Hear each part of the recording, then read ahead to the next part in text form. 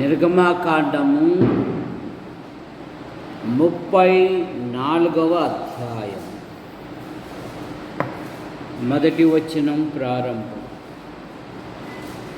యెహోవా మోషేతో మొదటి పలకల వంటి మరి 2 రాతి పలకలను చెప్పు.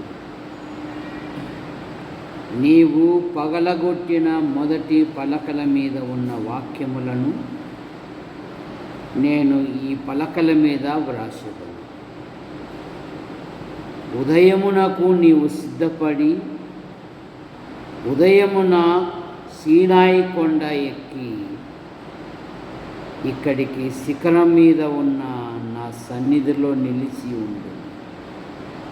ఏ నరుడును నీతో కూడా ఈ కొండ తాకకూడదు. ఏ నరుడును ఈ కొండ మీద ఎక్కడైనను కనబడకూడదు. ఈ కొండ ఎదుట గొర్రెలైనను ఎద్దులైనను మేయకూడదని సెలవిచ్చింది. అతడు మొదటి పలకల వంటి 2 రాతి పలకలను చెక్కెను.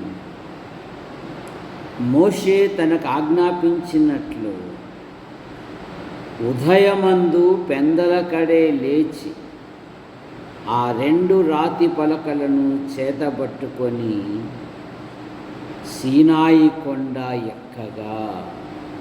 ప్రార్థన చేసి, ప్రేమించిన మా తండ్రి, మీ నామాను బట్టి మీకు స్తోత్రములు చెల్లిస్తున్నాను. ఈ ఉదయకాలం వెలుములో విక్టోరియా నవీన్ వివాహ విషయంలో అద్భుతమైన సహాయం చేశారు. మీకు స్తోత్రం. యవన దంపతులను మీరు ఆశీర్వదించండి. రేపు ఆరాధనలో పెసరవైలు జరగబోయే ప్రత్యేకమైన కూడికలో కూడా మీరు మహిమ పొందమని అడుగుతారు. సంఘ కార్యక్రమాలలో శనివారము విజ్ఞాపన కూడిక గనక పాటల ద్వారా నిన్ను స్తుతించుటకు, ఘనపరచుటకు, మహిమపరచుటకు మీరిచ్చిన ధన్యతను బట్టి మీకు స్తోత్రములు చెల్లిస్తాను. యేసు ప్రభువా, ఇంతవరకు మీరు మహిమ పొందిన విధానాన్ని బట్టి మీకు స్తోత్రం. మీ పక్షాన్ని నిలబడిన వాడు బలహీనుడు మరుగుపరచండి. నాతోనూ మాతోనూ యంత్ర శబ్దం ద్వారా ఎందరైతే వింటున్నారో ఆకర్షించండి. యేసు ప్రభు నామములో ప్రార్థిస్తున్నాం తండ్రి, ఆమేన్. దేవుడు మోషేను 1,00,000 మంది ఐగుప్తు చెర నుండి, ఐగుప్తు ఇనుప కొలిమి నుండి ఐగుప్తు దాసత్వము నుండి విమోచించుటకు దేవుడు మోషేను నాయకునిగా ఎన్నుకున్నాడు. నిర్గమకాండం 3వ అధ్యాయము 12వ వచనములో, రమ్ము, ఇశ్రాయేలు ప్రజలను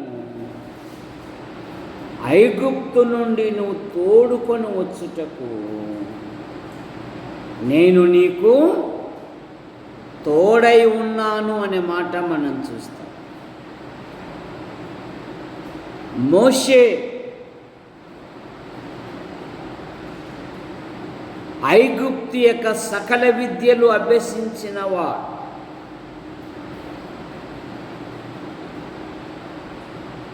అల్పకాలము పాపభోగము అనుభవించుట కంటే క్రీస్తు విషయమైన నింద గొప్ప భాగ్యమని ఎంచుకున్నవాడు.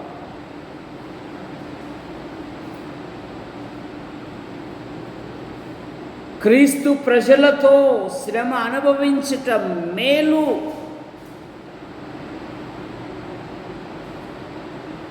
ఐగుప్తు యొక్క రాజకుమారుడు అనిపించుకున్నటకు ఇష్టపడలేదు.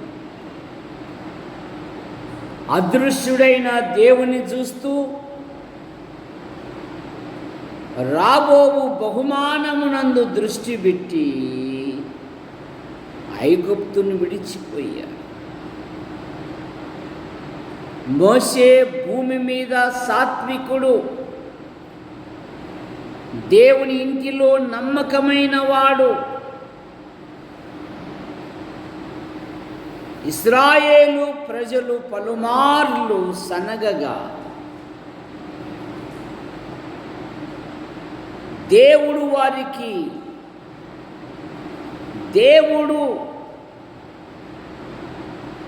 వారిని చంపాలి అనుకున్నాడు. మోషే, నీ వంశవృక్షాన్ని బలపరుస్తానన్నప్పుడు మోషే అంటాడు, జీవగ్రంథంలో నుండి నా పేరైనా తుడిపై కానీ వీరిని రక్షించు. మోషేతో పాత నిబంధనలో దేవుడు ముఖాముఖిగా మాట్లాడాడు. ఒక స్నేహితుని వలె.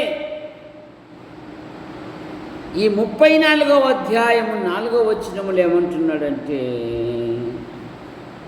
నీవు ఉదయమందు 2 రాతి పలకలను తీసుకొని సీనాయి కొండకు ఎక్కుము అంటున్నాడు. చాలామంది దిగే అనుభవంలో ఉన్నారు కానీ ఎక్కే అనుభవంలో లేరు. ఆధ్యాత్మికంగా ఎదుగుదల అనేది లేదు. ముంత మామిడి చెట్టు వలె వారు రక్షించబడినప్పుడు ఏ స్థితిలో ఉన్నారో వారు కొన్ని సంవత్సరాల విశ్వాసులుగా కొనసాగుతూ వారి ఆధ్యాత్మిక స్థితిలో అలాగే ఉండిపోయారు. అంతకంతకు ఎదగాలి అంటాడు పౌలు గారు. ఫిలిప్పీ పత్రిక 1వ అధ్యాయము 9-11 వచనాలలో, మీరు క్రీస్తు దినమునకు నిర్దోషులుగాను నిష్కపటులుగాను, మీరు క్రీస్తు దినమునకు అంతకంతకు నిరపరాధులుగా ఉండాలి అని. కానీ క్రైస్తవ్యము లోక విషయాలలో రాజీ పడిపోయి రాహేలు విగ్రహాల మీద ఎలాగూ కూర్చుందో అలా వారి సొంత ఆలోచనలో అక్కడే ఉండిపోయి ఎదగడం లేదు.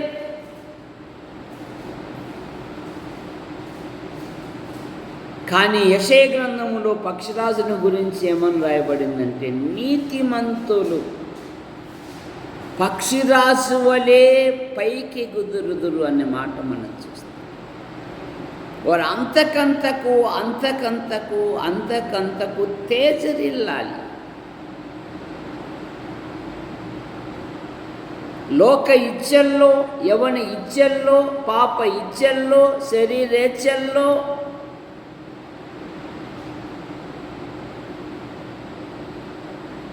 విశ్వాసి మునిగి తేలుతూ ఉన్నాడు.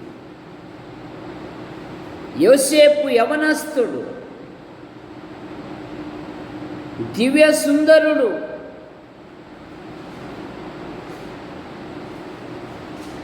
తన ఆశ తీర్చుకోవడానికి అవకాశము ఉండినను అదృశ్యుడైన దేవుణ్ణి చూస్తూ ఆ ప్రదేశం నుండి పారిపోయాడు. అప్పుడే నువ్వు ఫలించేది. యోసేపు ఫలించేది కొమ్మ.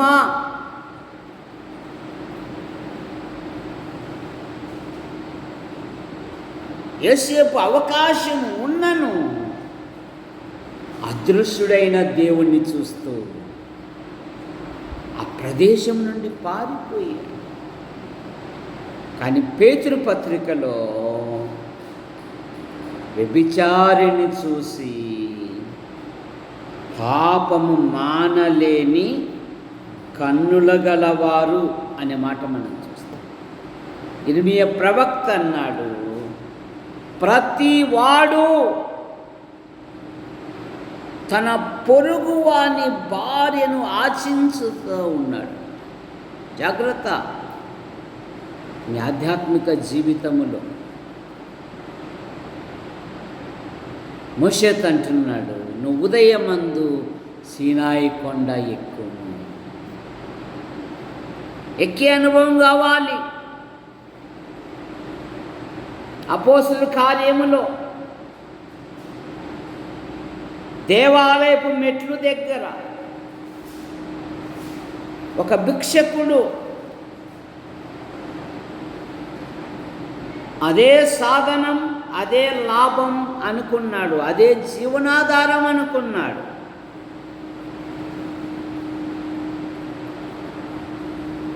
పేతురు, యోహానులు లోక సంపద మా యొద్ద లేదు, కానీ మాకున్నదాన్ని నీకు ఇచ్చుచున్నామని యేసు నామమున లేచి నడుముము అన్నప్పుడు వాడు దిగ్గున లేచి గంతులు వేయుచు దేవాలయమును ఎక్కుచు దేవాలయములోనికి సంతోషంతో లోపలికి వెళ్ళాడు. నీ ఆధ్యాత్మిక జీవితంలో ఎక్కడ ఉంటున్నావు? మోషేతో దేవుడు అంటున్నాడు, నువ్వు సీనాయి కొండకు ఉదయమందు ఎక్కుము. యెహెజ్కేలు ప్రవక్త అన్నాడు, దేవుడు నువ్వు మైదాన భూమికి వెళ్ళుము, నేను నీతో మాట్లాడాలి అన్నాడు. కానీ దేవుడు ఎన్నెన్నో మాట్లాడడానికి ఆశ కలిగి నీ యొద్దకు వస్తూ ఉంటే నువ్వేమంటున్నావు అంటే నాకు సమయమే లేదంటున్నావు. చూసారా, నష్టపోతావు. ఆయన పరలోక విషయాలు, పరలోక మర్మాలు,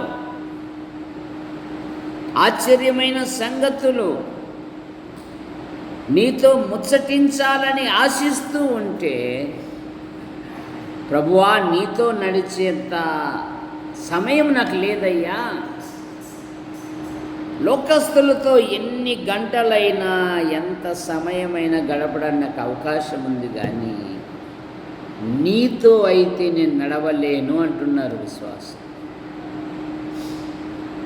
అలాగైతే ఫలించలేం మన ఆధ్యాత్మిక జీవితములో. నిర్గమకాండం 19వ అధ్యాయము 20 వచనం.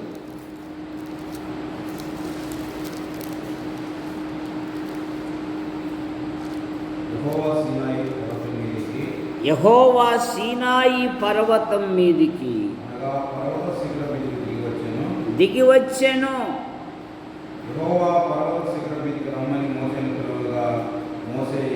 మోషే ఎక్కిపోయెను.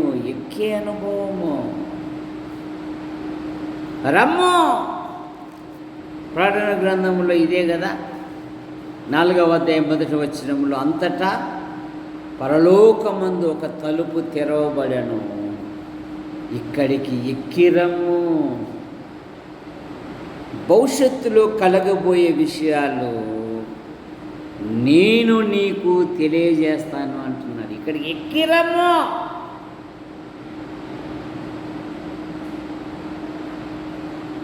చాలామంది దిగిపోతున్నారు. కరువుల కాలంలో అబ్రహాము ఐగుప్తునకు దిగిపోయాడు. ఆధ్యాత్మికంగా నష్టపోయాడు. దేవుని కొరకు సాక్షిగా ఉండవలసిన దావీదు ఇక్కడ నిలుచుంటుట మంచిది కాదు, ఏదో ఒక దినమున సౌలు చేతిలో నేను నాశనం అవుదునని ఎక్కడికి వెళ్ళాడంట? సిక్లకు వెళ్ళాడు. నష్టపోయాడు. జాగ్రత్త నీ ఆధ్యాత్మిక జీవితం. మన ప్రభు అయిన యేసుక్రీస్తు వారు ఒక చక్కని ఉపమానం చెప్పారు. ఒక మనుష్యుడు యెరూషలేము నుండి యెరికోకు దిగి వెళ్ళుచూ ఉండగా, దిగుతూ ఉన్నారు. ఆధ్యాత్మికంగా అభివృద్ధి కలగజేసుకోవడం లేదు. ఆధ్యాత్మికంగా ఉన్నతమైన శ్రేణి దాటుదామని ఆలోచన ఉండడం లేదు.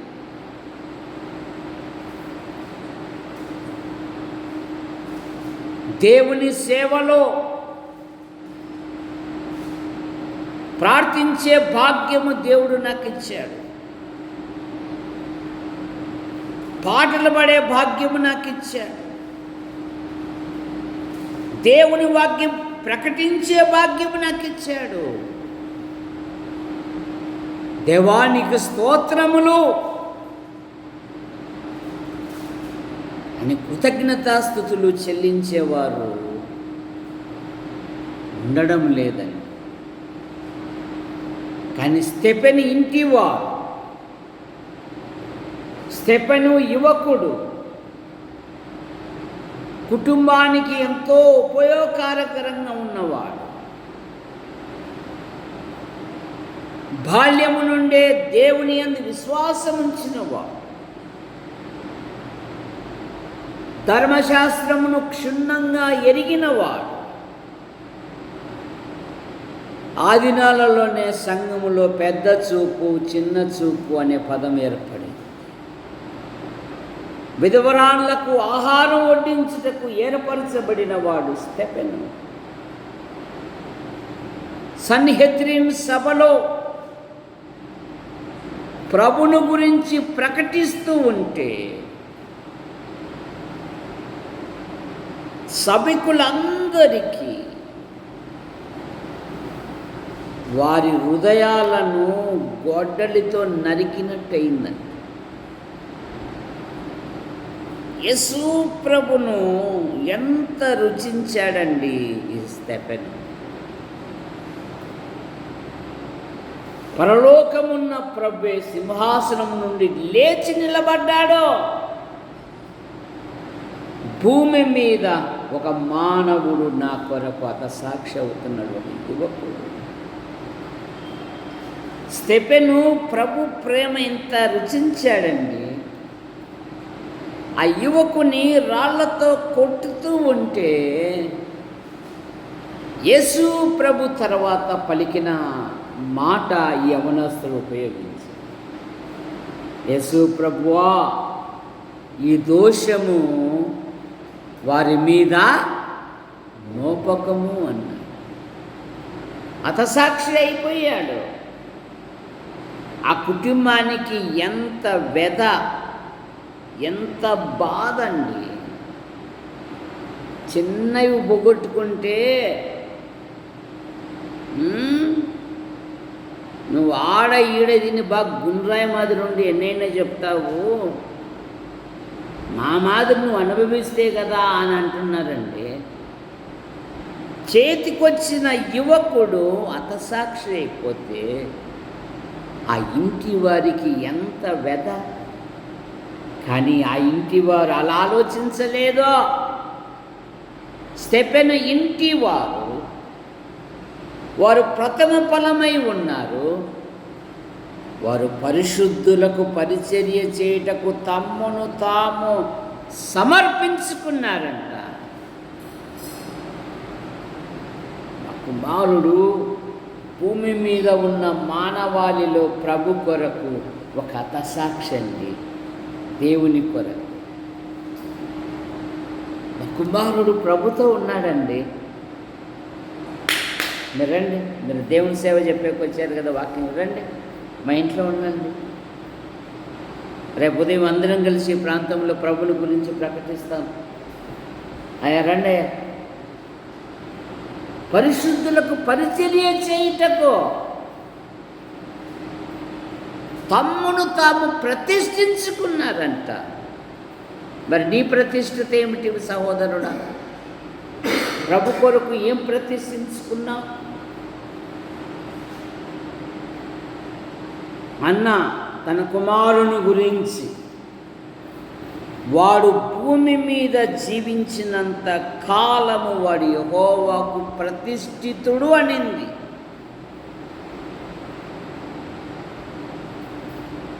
ఎక్కే అనుభవం కావాలి.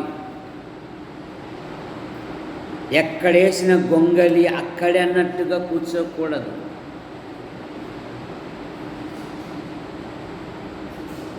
ఎదుగుదల కావాలి. నీవి సీనాయి కొండకెక్కుము. నెహెమ్యా గ్రంథం 9వ అధ్యాయము 13వ వచనం.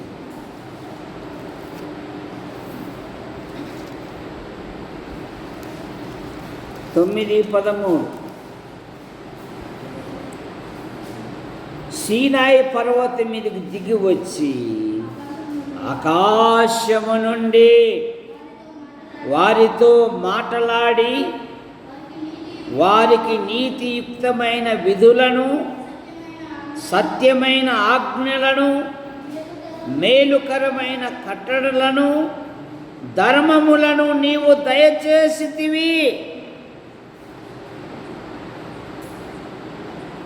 సమాజములో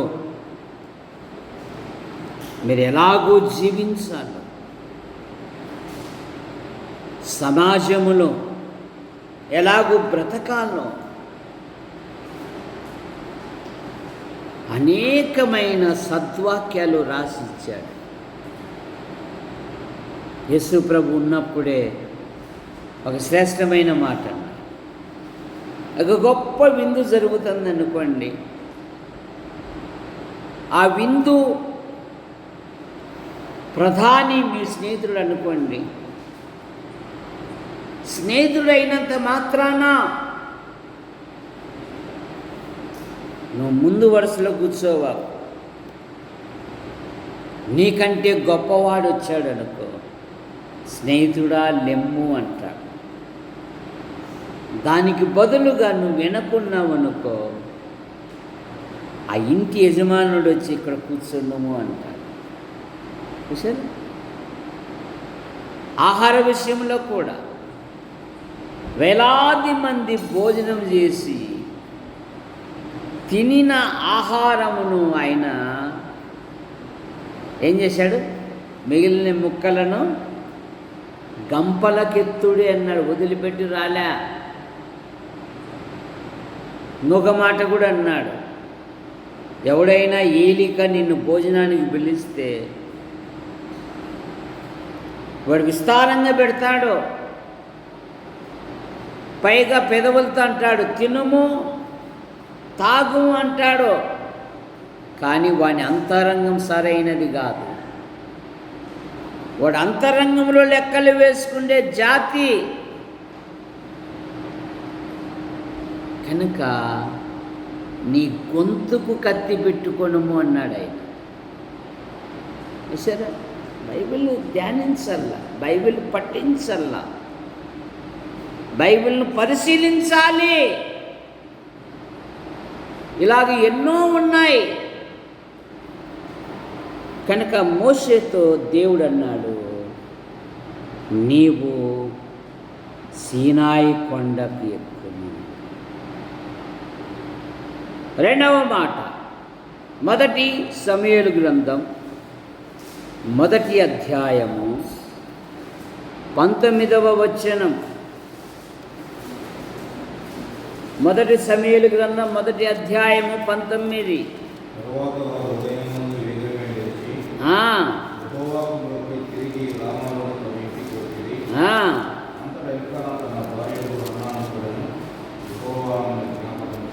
వారు రాత్రంతా దేవుని సన్నిధిలో ఉండి దేవునికి మొరొక్కి, వారు దేవునితో నిబంధన చేసుకున్నారు. వారు దేవుని సన్నిధిలో గడిపారు. ఉదయమందు వేగిరమే లేచి యెహోవాకు మొరొక్కి. ఈ సెల్ ఫోన్లు వచ్చినాక మనం ఎప్పుడు లేస్తామో మనకేది లేకుండా పోతాము.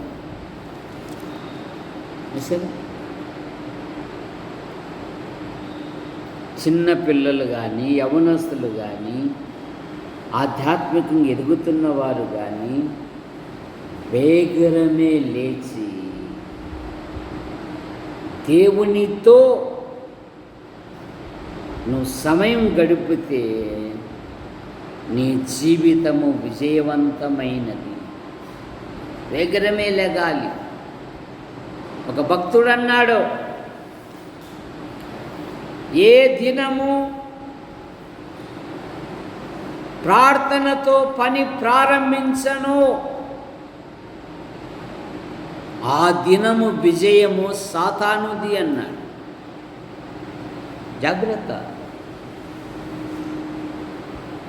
దేవానికి స్తోత్రములు. మా ఆయుస్సును పెంచావు, మరో నూతన దినాన్ని బహుమానంగా ఇచ్చావు. ఈ నూతన దినములో నీకు ఆయాసకరమైన పనులు చేయకుండా నన్ను కాపుదల చేయి, నన్ను కాపాడు.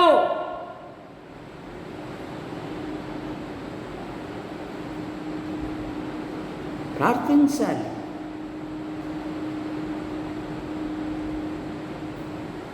నీకు ఇష్టపూర్వకంగా జీవించటకు నీ కృపను దయచేయి.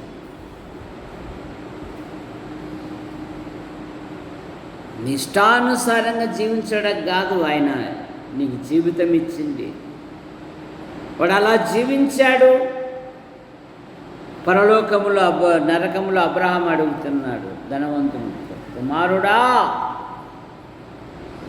నీవు నీ జీవిత కాలమంతయు సుఖపడితివి, నీకు ఇష్టం వచ్చినట్లు. లాజరైతే కష్టం అనుభవించినని జ్ఞాపకం చేసుకోండి. ప్రభు కొరకు నీ ఆధ్యాత్మిక జీవితంలో 2వ దినవృత్తాంతములు 29వ అధ్యాయం 20 వచ్చింది.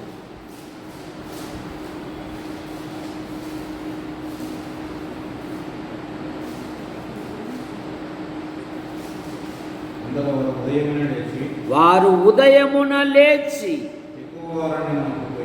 పోయిరి.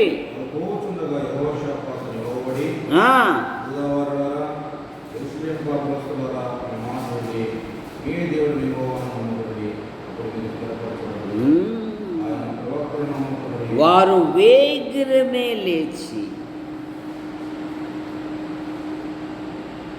లేచి అనుభవం,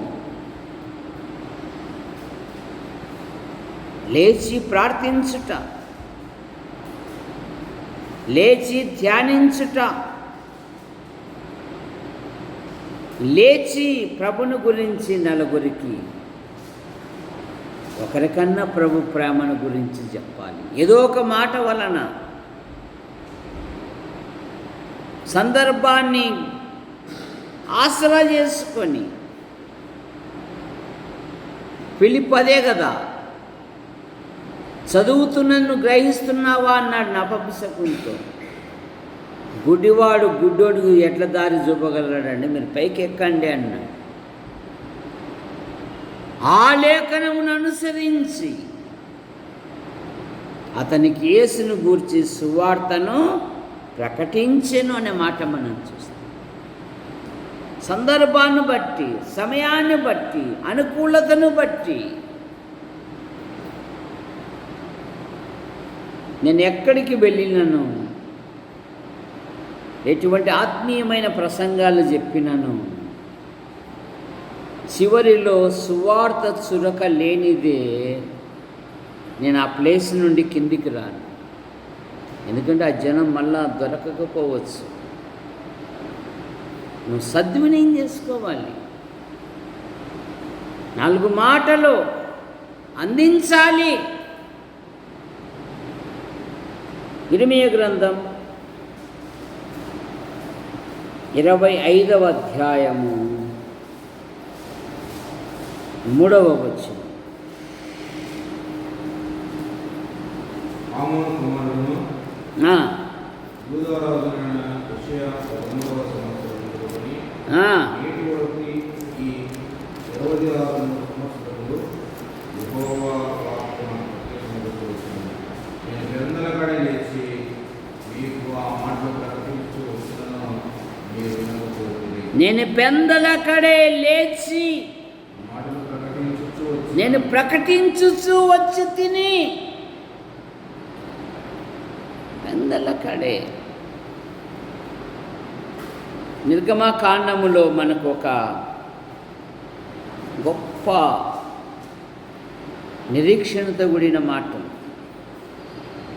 వారు ఉన్న స్థలము వారితోనే నిండి ఉండేననే మాట. పావురం వలె నిష్కపటులను, పాము వలె మెలకువగలిగి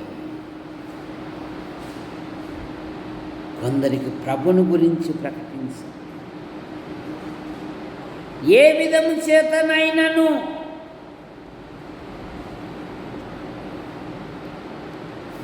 కొందరిని రక్షించవలనని అందరికీ అన్ని విధముల వాడనైతిని అంటాడు.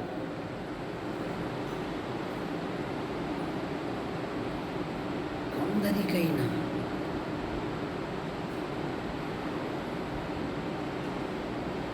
నేను ఉదయమునే లేచి మీ మధ్య దేవుని వాక్యము ప్రకటించి తిని. ప్రకటించుట మన పని, ప్రతిఫలం దేవుని పని. మనం ప్రతిఫలం కాటికి, తీర్పు కాటికి పోతాం. అది మనకి లేదు. దేవుడు తన దగ్గరే పెట్టుకున్నాడు. ఆయన ప్రకటన గ్రంథములో, ఇదిగో త్వరగా వచ్చుచున్నాను, ప్రతి వాని వాని వాని వాని ప్రయాసపడిన కొలది వారికి సిద్ధపరిచిన జీతము. గంధం దేవదానం దగ్గర కాదంట, యేసు ప్రభు దగ్గర ఉంది. ప్రభు దగ్గర ఉంది.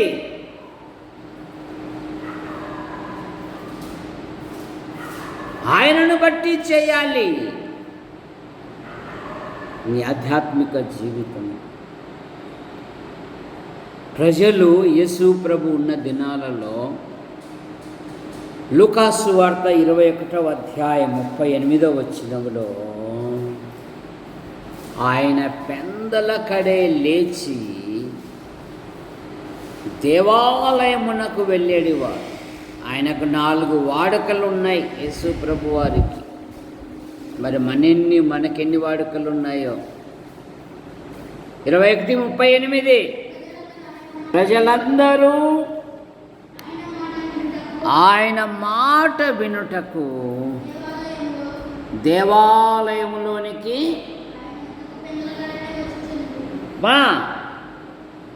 ఇంకా వారు ఆయనను హత్తుకొని ఉండిరి. ప్రజలందరూ, మరి వాళ్ళు కూడా మనుషులే కదా, దయ్యాల వాళ్ళు.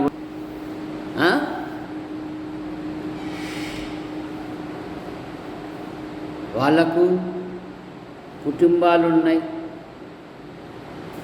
సహోదరులకు సహోదరులకు భార్యాభర్తలు. మరి వారు కూడా కుటుంబాలు కాపాడుకున్నారు కదా. ప్రభు పని అంటే చాలు, మా కుటుంబాలు ఉన్నాయండి, మాకు పిల్లలు ఉండారండి, పని పాటలు లేక మేము తిరిగే వాళ్ళం కాదండి. రేపు వాళ్ళే సాక్ష్యం ఇస్తారంట. ఎవరెవరు? నినీవే ప్రజలు సాక్ష్యం ఇస్తారంట. షేబా దేశపు రాశి లేచి నిలబడతాదంట. ఏమయ్యా, సొలొమోను గురించి నేను వచ్చాను, సొలొమోను కంటే శ్రేష్ఠుడైన ప్రభు మీ కొరకు చనిపోయి లేచి మిమ్మల్ని రక్షిస్తే మరి ఆయన కొరకు మీరు ప్రయాసపడలేదా? ఆయన కొరకు మీరు శ్రమపడలేదా? నేను దేశము నుండి వచ్చానయ్యా అని ఆమె సాక్ష్యం ఇస్తుందండి. జాగ్రత్త సహోదరులారా. ఈ దినం శనివారము విజ్ఞాపన కూడిక. మీ ప్రార్థన అవసరతలు, మీ వ్యక్తిగత విషయాలు ఏవైనా ఉంటే తెలియజేయండి. సంఘము ప్రార్థించుటకు సంసిద్ధముగా ఉంది. ప్రార్థన చేసుకుందాం. ప్రేమించిన మా తండ్రి, మీ నామాన్ని బట్టి మీకు స్తోత్రములు చెల్లిస్తున్నాం. రాకడ దినాలు, అంత్య దినాలు, అపాయకరమైన దినాలలో ఈ వారములో మా పనులలో, ప్రయత్నములలో, కార్యములలో సంచరించు ప్రతి ప్రదేశాలలో మీ కృపాక్షేమాలు ఉంచి శనివారము విజ్ఞాపన కూడిక ఈ విధంగా ప్రార్థించుటకు మీరు ఇచ్చిన ఘనతను బట్టి మీకు స్తోత్రములు చెల్లిస్తున్నాం. నీట్ ఎగ్జామ్ రాసిన బిడ్డలను దీవించండి. ఫలితాల విషయంలో అద్భుతమైన సహాయం దయచేయండి. పాల్ సిఏ పరీక్షలు రాస్తున్నాడు, మంచి ఫలితాలతో పాస్ అవుతాడు, మీకు కృపను దయచేయండి. బిషప్ పెద్ద కుమార్తె స్వర్ణలత నిన్న పరీక్షలు రాసింది, మంచి ఫలితాలతో పాస్ అవుతాడు, మీకు కృపను దయచేయండి. MBA పరీక్షలు రాసిన జెసిస్ మరి దివ్యాలను దీవించండి, మంచి ఫలితాలతో పాస్ అవునట్లుగా మీకు కృపను దయచేయండి. అలాగే జెస్సీ రాజును బట్టి మీకు స్తోత్రములు. అమ్మాయి గర్భవతి, గర్భములు ఎదుగుతున్న పిండాకుడిని దీవించండి, మంచి పోషకాలు దయచేయండి. అలాగే స్వరూపక్క పెద్ద కుమారుడు, ఆయన భార్యను బట్టి మీకు స్తోత్రములు. అమ్మాయి కూడా గర్భవతి, గర్భములు ఎదుగుతున్న పిండాకుడిని దీవించండి, మంచి పోషకాలు దయచేయండి. సంతానము లేని మరి కమలమ్మ భర్తను దీవించండి, సంతాన విషయంలో మీకు దయచేయండి. ఎండలు అధికంగా ఉన్నాయి, ప్రతి కుటుంబాన్ని మీరు ఎక్కడి కింద ఉంచుకొని కాపాడు. ప్రభుత్వ శాఖల్లో కొందరు, ప్రైవేటు సంస్థల్లో కొందరు, మరికొందరు ఇబ్బంది రీతిగా ప్రయాసపడుతూ ఉన్నారు. వారి యొక్క ప్రతి డ్యూటీలో, ప్రతి ప్రయాణంలో, ప్రతి పనిలో మహిమ పొంది దొరైస్వామికి కృపమ్మకుంటున్న ప్రతి బలహీనత మీరు ముట్టి స్వస్థపరచండి. అలాగే రాజయ్యకుంటున్న ప్రతి బలహీనత కూడా మీరు ముట్టి స్వస్థపరచండి. జగదీష్ కుటుంబం కొరకే మేము ప్రార్థిస్తున్నాం. వదిన కుమారుడు కుమార్తెను దీవించండి. హేమావతి ఆమెకుంటున్న ప్రతి బలహీనత మీరు ముట్టి స్వస్థపరచండి. అలాగే యేసు ప్రభువా మరి ప్రసన్నమ్మ శంకర్ కుమారుడు కుమార్తెను దీవించండి. మరి ఆయన జగదీసుకుంటున్న ప్రతి బలహీనత మీరు ముట్టి స్వస్థపరచండి. సంపూర్ణమైన ఆరోగ్యమును దయచేయండి. తీసుకుంటున్న ప్రతి మందును పదార్థమును దీవించండి. బాబు తల్లిదండ్రులు తోబుట్టులు దీవించండి. ఎల్ఎన్టీలో జాబ్ చేస్తున్నాడు నైనా వివాహ విషయంలోనూ ఇంటి విషయంలోనూ అద్భుతమైన సహాయం దయచేయండి. తాతయ్య ఆయన భార్య వారి సంతానం, జాకోబ్ అయిన భార్య వారి సంతానం, నరసింహ అయిన భార్య వారి సంతానం, తల్లిదండ్రులు చల్లాయి కుటుంబాన్ని కూడా దీవించి మీరు మహిమ పొందమని అడుగుతున్నా. ఓబులేస్ అయిన భార్య సంతానంను దీవించండి. అలాగే ఓబయ్ అయిన భార్య పిల్లలు కూడా దీవించండి. బతల దేవధానం అయిన భార్య, మరి రంగ అయిన భార్య పిల్లలు బట్టి మీకు స్తోత్రములు. రంగ కొంత బలహీనతలతో ఆసుపత్రికి వెళ్ళాడు. ఆయనకుంటున్న ప్రతి బలహీనత మీరు ముక్తి స్వస్థపరచండి. మునిస్వామి అయిన భార్య పిల్లలను దీవించమని. అలాగే వంశీ కొరకే మేము ప్రార్థిస్తున్నాం. తల్లిదండ్రులు తోబుట్టులను దీవించండి. ముఖ్యంగా దేవుని సన్నిధికి నడుచున్నట్లుగా మీకు కొనసాగించి యవనస్తుని జీవితంలో మీ సంకల్పాలు, మీ ఉద్దేశాలు ఏవైతే ఉన్నావో నెరవేర్చండి. రామాజీ ఇసాకు కుటుంబం కొరకే మేము ప్రార్థిస్తాం. నైనా చేర్చుకుంటున్న ప్రతి బలహీనత మీరు ముట్టి స్వస్థపరచండి. బాలస్వామి అక్కను ఇసాకు శ్వేతాల వివాహ విషయంలో మీ కృపను వసంతరావు అయిన భార్య పిల్లలు, మరేమో భర్తవారి సంతానం నిన్నయ్య, అలాగే ఆంబులెట్ హోటల్ మీరు బలపరచండి. ప్రతి సమస్యలో అద్భుతమైన విడుదల దయచేయండి. రంగన్న ఆయన భార్య పిల్లలు, తల్లిని బట్టి మీకు స్తోత్రం. ఆనందం అయిన భార్య పిల్లలు దీవించండి. అబ్రహం అయిన భార్య పిల్లలు దీవించండి. రాజేష్ అయిన భార్య పిల్లలను దీవించండి. దావీదన్న పిల్లల వివాహ విషయాలలో అద్భుతమైన సహాయం దయచేయండి. మూగమ్మాయి కుటుంబాన్ని దీవించండి. యేసు ప్రభువా, దొరైస్వామి కుటుంబం కొరకే మేము ప్రార్థిస్తాం. ఆయన భార్యను బట్టి మీకు స్తోత్రము. పాలు CA పరీక్షలు రాస్తున్నాడు. మంచి ఫలితాలతో పాస్ అవటం మీకు కృపను దయచేయండి. వేసిన ప్రతి పంట నూరంతలుగా ఫలించినట్లుగా మీకు కృపను దయచేయండి. 6 నెలలకు ఒకసారి డాక్టర్ కంతుగొట్టు కూడా మీకు కృపను దయచేయండి. సహోదరి కుమారికుంటున్న ప్రతి బలహీనత మీరు ముక్తి స్వస్థపరచండి. నాకుంటున్న ప్రతి బలహీనత మీరు ముక్తి స్వస్థపరచండి. డాక్టర్ డేవిడ్ అయిన భార్య వారి కుమార్తెను దీవించండి.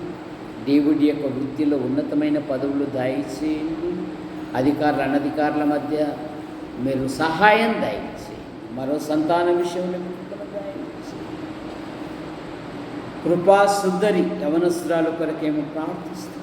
రక్షించబడిన బిడ్డ వివాహ విషయంలో అద్భుతమైన సహాయం దయచేయండి. ఆమె హృదయాన్ని అర్థం చేసుకుని సహకరించి ఒక మంచి వరుని మీరు అనుగ్రహించండి.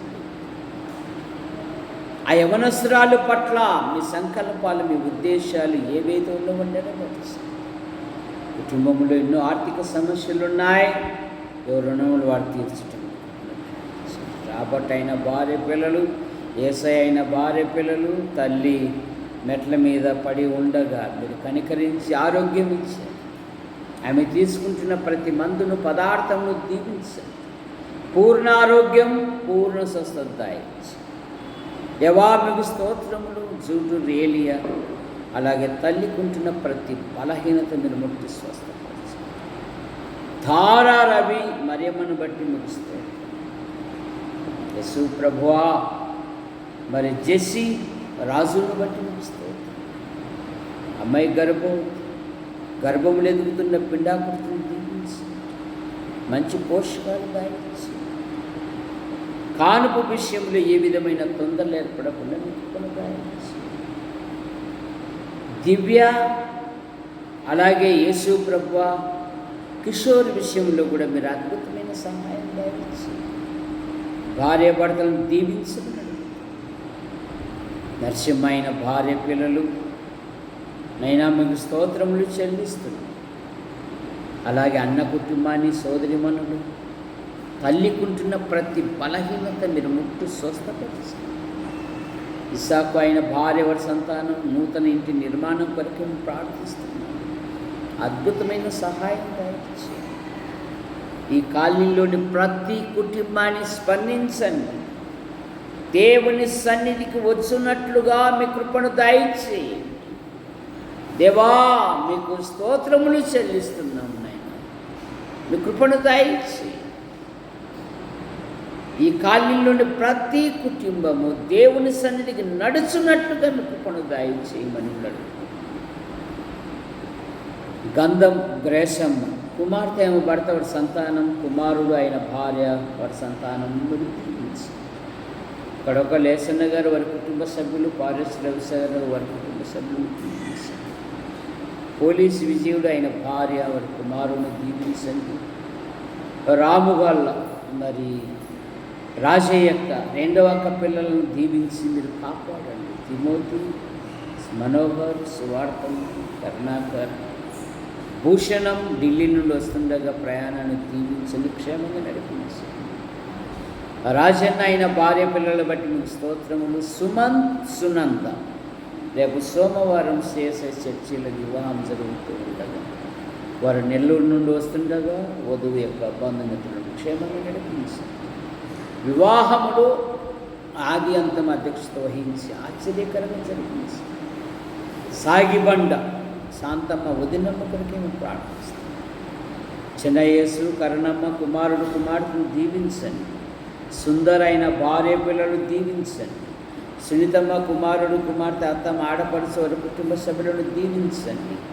నిసి, సునీల్ వారి వివాహ విషయాలలో యేసు ప్రభువా మీకు స్తోత్రములు చెల్లిస్తుంది. అద్భుతమైన సహాయం మీరు దయచేయమని మీకు స్తోత్రములు చెల్లిస్తుంది. రాముగాళ్ళ రత్నకుమార్, కళా మేడం, లేయ, లెనిల్ దీవించండి. వారు పొద్దుటూరు వెళ్ళారు, క్షేమంగా నడిపించండి. సండే స్కూల్ బృందాన్ని నడిపిస్తున్న విధానాన్ని బట్టి కూడా మీకు స్తోత్రం. కళ యొక్క తల్లిని, తోబుట్టులను కూడా దీవించి మీరు మహిమ పొందమన్నాడు.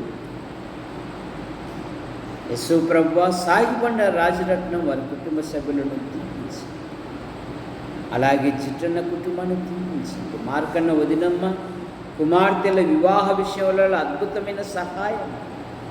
సాగిబండ బిషప్ రమణ కుమారి కుమార్తెల కుమారుని దీవించండి. పెద్ద కుమార్తె నిన్న పరీక్ష రాసింది. సన్నీ అలాగే శ్వేతాలు దీవించండి. వారి జీవితాలలో వివాహ విషయాలలో కూడా అద్భుతమైన సహాయం. నూతన ఇంటిని దీవించండి. యోహాను, భారతి పిల్లలను దీవించండి. మరియమ్మ భర్త వారి కుమారుని దీవించండి.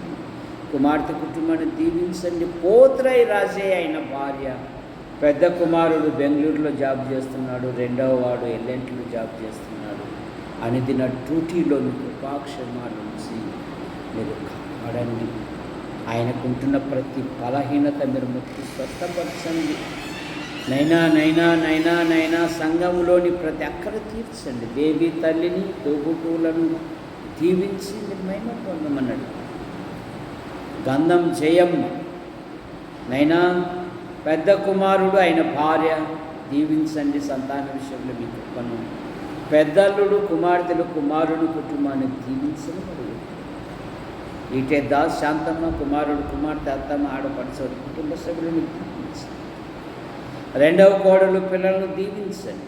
గంధం సువార్తమ్మ, సిన్యునైన భార్య పిల్లలు, అరుణమ్మ కుమారుని విమలమ్మ వివాహ విషయంలో అద్భుతమైన సహాయమును మీరు దయచేయమని కూడా తిప్పన్న కుటుంబాన్ని మా ప్రియుడు బత్తల దేవదాస్ అయిన భార్య, కుమార్తెలు, కుమారుని బట్టి మీకు స్తోత్రములు. తల్లిని బట్టి మీకు స్తోత్రములు. తమ్ముని కుటుంబాన్ని బట్టి మీకు స్తోత్రములు. సోదరిమణులు, భర్తలు, సంతానం దీవించండి. పెద్దక్క పిల్లలు నీటి పరీక్షలు రాశారు. ప్రతి సబ్జెక్ట్లో మంచి ఫలితాలతో పాస్ అవుటకు ముక్కుపడతాయి. విన్సెంట్ పినాల్ దశ దిశలో వర్ధిల్లునట్లుగా మీకు కొనతాయి. పిల్లల యొక్క చదువులో చురుకైన జ్ఞానం, వివేకం, ఆలోచన దయచి అనుదిన డ్యూటీలో మీ కృపాక్షేమాలుంచి మీరు మహిమ పొందమని అడుగుతున్నాం. శ్యామలమ్మను బట్టి మీకు స్తోత్రములు. పెద్ద కుమార్తె ఏమో భర్త సంతానం, రెండవ కుమార్తె ఏమో భర్తను దీవించండి. సంతానం విషయంలో మీ కృపను దాయిచ్చి.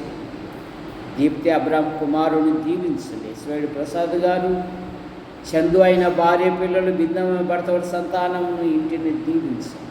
కట్టుపల్లి యోహాన్ అంకుల్ రాజబాయ్ అంటే మీ పిలుపు తీసుకుని వారి కుమారులు వారి భార్యలు వారి సంతానం వారి కుమార్తెలు వారి భర్తల సంతానం దీవించండి. శ్రీరామూర్తి గారికి ఉంటున్న ప్రతి బలహీనత మీరు ముట్టి స్వస్థపరచండి. కట్టుపల్లి జాన్ నెల్సన్ గారు అయిన భార్య పిల్లలు, పాల్ గారు అయిన భార్య పిల్లలను దీవించి మైన స్థానిక సంఘాలను బలపరచండి. రేపు ప్రభు దినం, ప్రభును ఘనపరిచే దినం, ప్రభును మహిమపరిచే దినం, ప్రభును ప్రశంసించే దినం. అనేకులను సమకూర్చండి. ఇద్దరు లేక ముగ్గురు మీ కుమారుని ప్రకటించడం కృపను దయచేయండి. పురుషుల బాతుల విషయంలోనూ పైన గోడల విషయంలోనూ ముందర స్థల విషయంలో కృపను దయచేసి యూట్యూబ్ ద్వారా వీక్షిస్తున్న ప్రతి వారిని దీవించి వదిరాల్లో జరిగిన వివాహాన్ని బట్టి మీకు స్తోత్రం.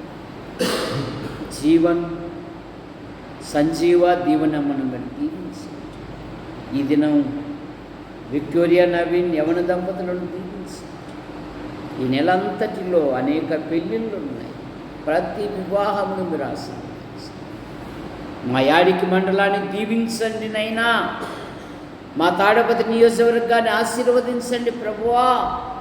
మా తెలుగు రాష్ట్రాలను దీవించండి నైనా. మా భారతదేశమును దీవించండి. ప్రపంచ ప్రజల కొరకే మేము ప్రార్థిస్తున్నాం నాయన. యూట్యూబ్ ద్వారా వీక్షిస్తున్న ప్రతి వారిని దీవించండి.